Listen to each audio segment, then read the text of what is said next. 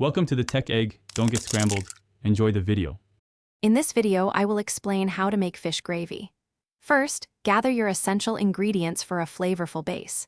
You'll need fish trimmings and bones, along with aromatic vegetables such as onions and carrots.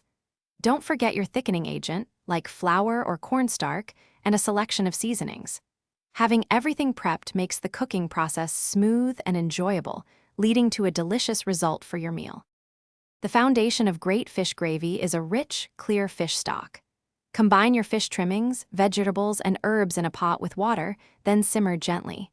As it cooks, skim off any foam to keep your stock pristine. Once done, carefully strain the liquid to remove all solids. For a deeper taste, reduce the stock by simmering it further, concentrating those wonderful flavors. Now, let's build the gravy base. In a saucepan, melt 2 tablespoons of butter over medium heat. Whisk in 2 tablespoons of all-purpose flour to create a roux. Cook this mixture for about 1 to 2 minutes until it turns a light golden color and smells nutty. This step is crucial for flavor. Gradually pour in your prepared fish stock, whisking continuously to prevent lumps and ensure a smooth consistency. With the stock incorporated, gently simmer your gravy, allowing it to thicken to your desired consistency. This usually takes just a few minutes.